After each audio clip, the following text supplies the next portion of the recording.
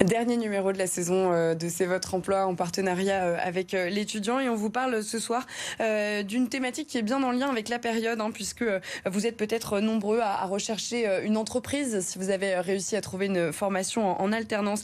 Et en plateau avec nous pour répondre à toutes vos questions, Rachel Rodriguez, bonsoir. Bonsoir. Tu es Anita. chef de rubrique emploi, insertion professionnelle et alternance justement à l'étudiant. Tu as fait donc quelques recherches pour tous les téléspectateurs qui sont à la recherche de ces entreprises. Ces recherches, elles ont normalement déjà commencé. Il peut y avoir des petites difficultés quand même. Oui, alors il faut savoir que beaucoup ont déjà entamé depuis plusieurs mois leurs recherches, bien avant même d'avoir reçu leur réponse d'admission. Et certains étudiants que j'interrogeais me confiaient même avoir envoyé leur première candidature au mois de janvier, voire au mois de décembre. Mais il faut quand même rappeler que voilà, avec l'essor considérable de l'apprentissage ces dernières années, la concurrence elle est de plus en plus forte entre les candidats, qui vont être de plus en plus nombreux en fait à emprunter la voie de l'alternance dans tous les domaines et à terme à postuler aux mêmes offres en fait. Et concrètement, je le rappelle, on peut faire de l'alternance aujourd'hui à presque n'importe quel niveau d'études, que ce soit dans le secondaire, en CAP, en bac pro, ou dans le supérieur, donc en BTS, en licence pro, en master. Et d'autant plus dans les études supérieures, l'apprentissage s'est fortement développé ces dernières années. Les chiffres le montrent. En 20 ans, le nombre d'apprentis dans l'enseignement supérieur a été multiplié par 7, ce qui représente près de 6 apprentis sur 10 aujourd'hui. Ah oui. Donc c'est une réalité qu'il faut avoir en tête. Mais néanmoins, de l'autre côté, on voit que les offres sont quand même nombreuses et que la voie de l'alternance est quand même en croissance aujourd'hui. Où est-ce qu'on regarde en priorité si on espère trouver une entreprise ? Alors, on a tout simplement les fameux job boards qu'on connaît bien, Pôle emploi, LinkedIn, Indeed. Mais il n'y a pas que ces sites spécialisés. Par exemple, on y pense un peu moins, mais les régions ou les chambres consulaires, donc tout ce qui va être chambre de commerce et d'industrie, chambre des métiers de l'artisanat, chambre d'agriculture, tout ce type d'infrastructures proposent aussi leurs offres et les publient sur leur site. Et il y a aussi d'autres sites comme celui de l'étudiant qui recense aussi des offres d'alternance tout au long de l'année. Et puis de manière générale, en fait, les entreprises, qu'on peut voir, c'est que les entreprises multiplient les offres d'alternance, notamment en ce moment.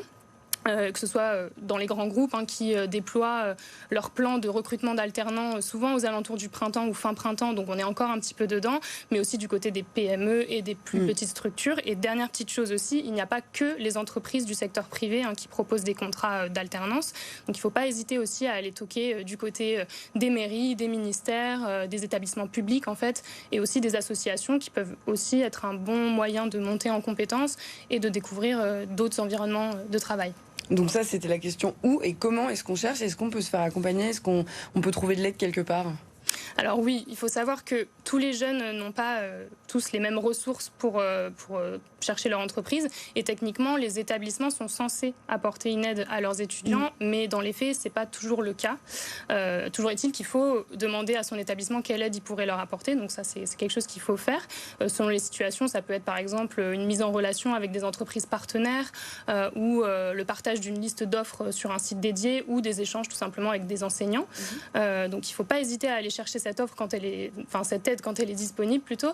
Et après, de manière générale, la stratégie, c'est aussi, comme pour n'importe quelle candidature, de continuer à postuler, de postuler auprès des entreprises et de bien cibler les entreprises qu'on cible. Oui, on ne s'arrête pas d'envoyer des CV. C'est ça, de continuer et surtout aussi, on le rappelle, ne pas hésiter à faire jouer son réseau au maximum. Et dernière petite chose, ne pas oublier de relancer les entreprises auprès desquelles on postule, parce qu'une candidature qui va arriver plusieurs fois devant les yeux des recruteurs aura toujours plus de points qu'on n'aura vu qu'une seule fois, tout simplement. Et puis, tout simplement, le simple fait de relancer montrera plus la motivation du candidat à ce moment-là, quoi. Oui, on appuiera un petit peu la motivation. Voilà, je suis là, ne m'oubliez pas. En tout cas, une fois qu'on a décroché un contrat, on peut tenter de le signer un peu rapidement. On a envie de partir en vacances, de se débarrasser de tout ça. Il y a certains points quand même auxquels il faut être vigilant.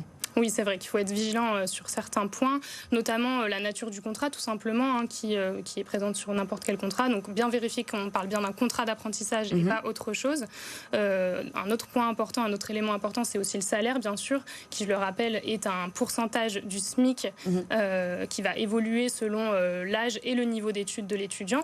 Donc, à ce moment-là, il faudra bien vérifier que le niveau du salaire est le bon, indiqué sur le contrat. Il faudra aussi s'assurer que les horaires de travail soient bien les bons. Pour rappel, comme pour le reste des salariés, l'alternant est soumis à la durée légale de travail de 35 heures.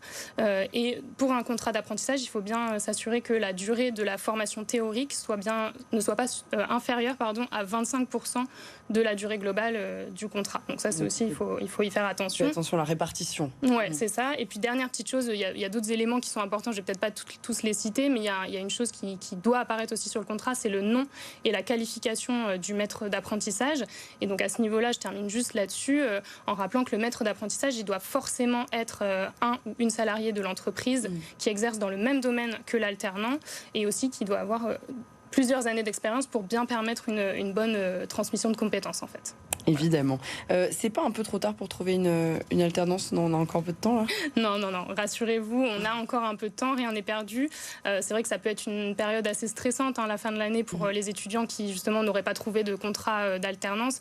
Et c'est aussi un moment où on commence un peu à se comparer aux jeunes autour de nous qui auraient trouvé et à se décourager.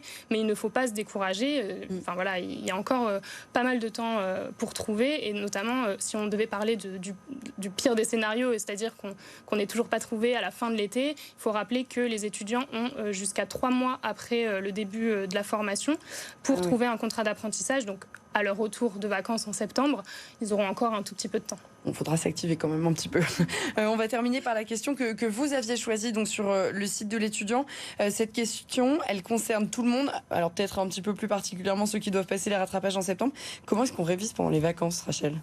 Alors, tout d'abord, il faut rappeler que pendant les vacances, on n'est pas forcément obligé de réviser. C'est pas une obligation totale, parce que par définition, les vacances, c'est fait pour justement prendre un petit peu de temps pour soi, se ressourcer et revenir plein d'énergie à la rentrée.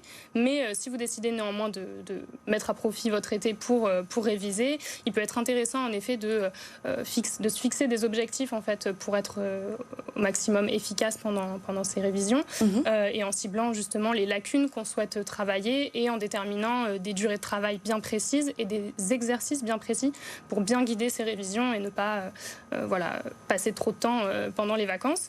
Pour travailler tout ça, il y a bien sûr le soutien scolaire, et puis il y a des plus bas niveaux de formation. On peut aussi penser aux fameux cahiers de vacances qui sont disponibles tous les ans sur de nombreuses thématiques. Mais après, les révisions, ça n'est pas simplement que réviser des notions du cours. Ça peut aussi être de manière plus ludique, s'entraîner sur des langues en particulier qu'on maîtrise un peu moins, en téléchargeant par exemple les nombreuses applications qui existent, ou tout simplement... Il y en a une qu'on connaît tous. C'est ça qu'on a en tête, je pense.